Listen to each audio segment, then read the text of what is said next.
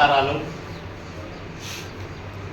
రాయలసీమ దత్తపుత్రుడిగా చాటుకున్న మహనీయుడు స్వర్గీయ నందమూరి తారక రామారావు గారు శతాబ్దాల సీమ కరువుకు శాశ్వత పరిష్కారం చూపాలనే ఒక సదాశయంతో చేసిన ఆలోచనల ఫలితంగా రూపుదిద్దుకున్నవే హంద్రీ నివాస్ సుజల స్రవంతి, గాలేరు నగరి సుజల స్రవంతి 2 పథకాలు ఒక్కొక్కటి 40 టీఎంసీల సామర్థ్యంతో రాయలసీమ 4 జిల్లాల్లోనూ కరువు పీడిత ప్రాంతాలకు తాగునీరు, సాగునీరు అందించడానికి ఉద్దేశింపబడినవి ఈ 2 పథకాలు.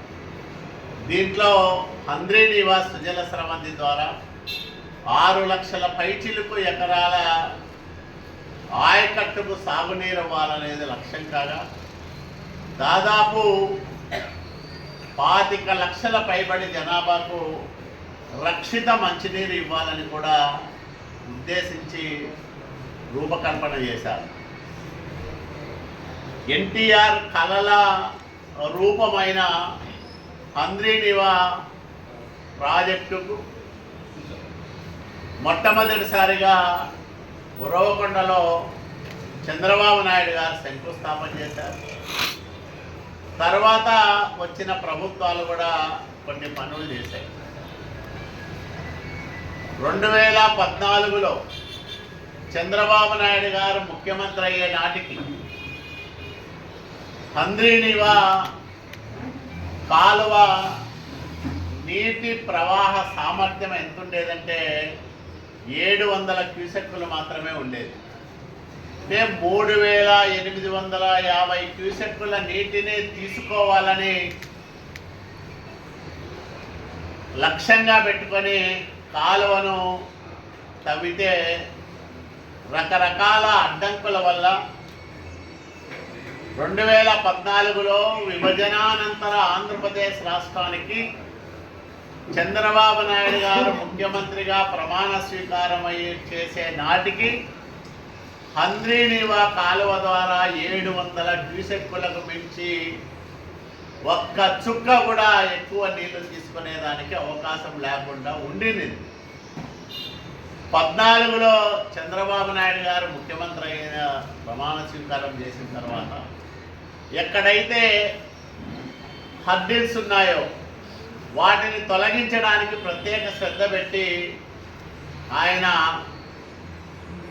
దఫాలుగా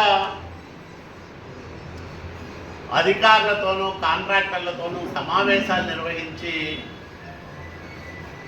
పనులు చేయించిన ఫలితంగా 2016 నాటికి 2 సంవత్సరాలు గడిచిన తర్వాత హంద్రీ నివా కాలువ మొదటి దశలో అంటే మల్యాల నుంచి జీడిపల్లి దాకా ఉన్న 216 కిలోమీటర్ల కాలువలో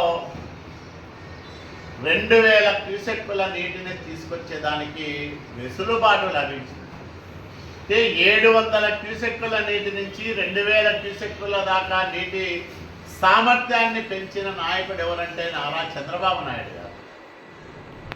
2017 ఏప్రిల్లో తన పుట్టినరోజు సందర్భంగా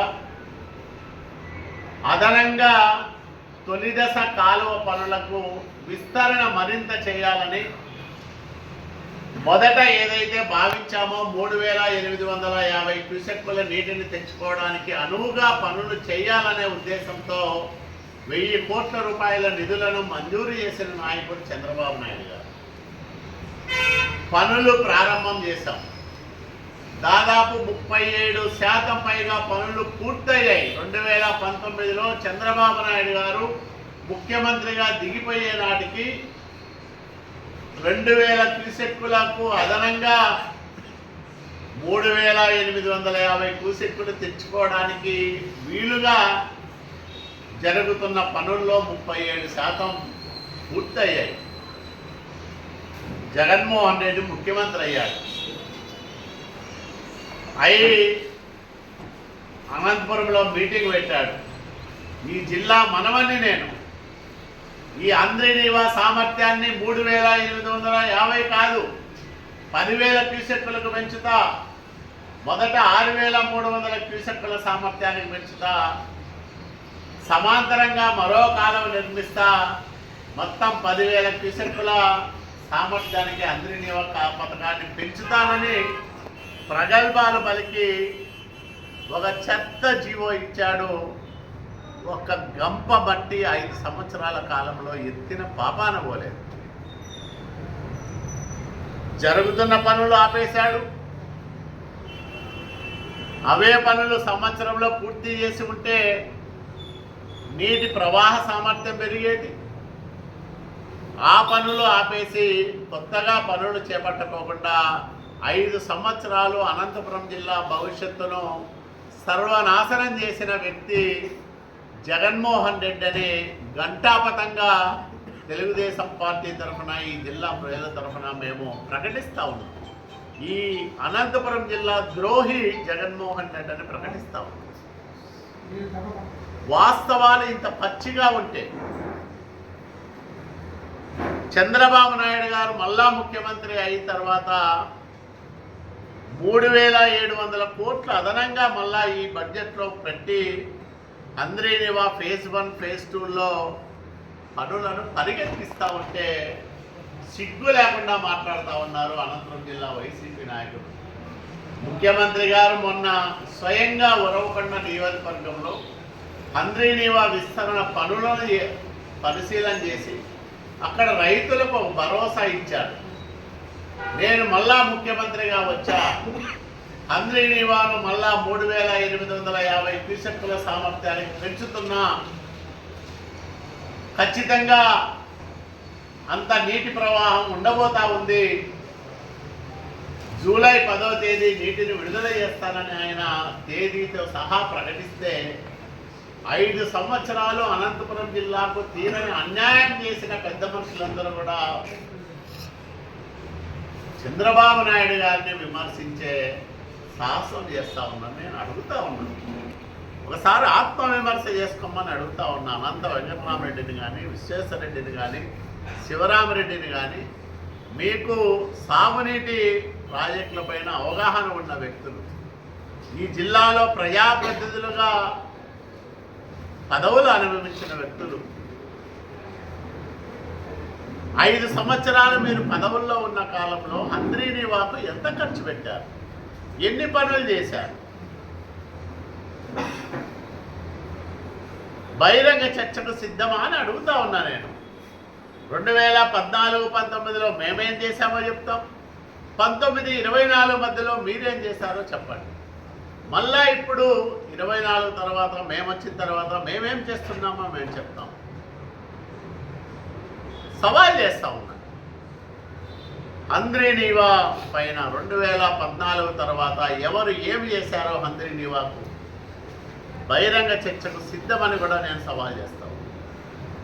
అంద్రినీవా మొదటి దశ 216 కిలోమీటర్లు విస్తరణ జరిగితే దాని ఆధారంగా మనము రూపకల్పన చేసిన జీడిపల్లి భైరవాంతిప్ప ప్రాజెక్టు పనులను పూర్తి చేసుకోవడానికి అవకాశం వస్తుంది. జీడిపల్లి పేరూరు పనులు పూర్తి చేసుకోవడానికి అవకాశం వస్తుంది. ఉరవకొండ నియోజకవర్గంలో 50,000 ఎకరాలకు బిందు సేద్యం ద్వారా నీళ్ళిచ్చే పథకానికి మళ్ళా మనం జీవం పోయవచ్చు. ఇవే కాకుండా ఆవులదట్ల బ్రాంచ్ కెనాల్ ద్వారా రాయదుర్గం రూరల్ మండలంలో 10,000 ఎకరాలకు సాగునీటి ఇచ్చేదానికి వెసులుబాటు వస్తుంది. మాల్యం బ్రాంచ్ కెనాల్ ద్వారా 27,000 ఎకరాలకు కనేకల్లు మండలంలో అదనంగా సాగునీటి సౌకర్యం కల్పించేదానికి అవకాశం వస్తుంది. ఇన్ని ప్రయోజనాలు కళ్యాణదుర్గం, రాయదుర్గం, ఉరవకొండ, అట్లాగే రాప్తాడు ఇట్లాంటి నియోజకవర్గాలకు ప్రయోజనాలు చేకూరే ఈ కార్యక్రమాన్ని యుద్ధ ప్రాతిపదికన రాష్ట్రంలోనే అత్యంత ప్రాధాన్యం కలిగిన ప్రాజెక్టుగా తీసుకొని చంద్రబాబు నాయుడు గారు చేస్తూ ఉంటే ఈ జిల్లా వాసులుగా అందరూ అభినందించాలి. నిజంగా మీకు మనసు ఉంటే అభినందించాలి. లేదు రాజకీయ పార్టీగా మీరు వేరైతే మౌనంగా ఉన్నారు. మంచికి చెడుకు మధ్య ఉన్న సన్నని గీతను వైసీపీ నాయకులు చెడిపేస్తూ ఉన్నారు. ఇది చాలా బాధ అనిపిస్తుంది. వైసీపీ నాయకులారా, మీరు ఆత్మవిమర్శ చేసుకోండి. ఎవరి హయాంలో అందరి నివాకు ఏం జరిగిందో ఆత్మవిమర్శ చేసుకొని మాట్లాడమని నేను వాళ్లకు హితవు పలుకుతాను.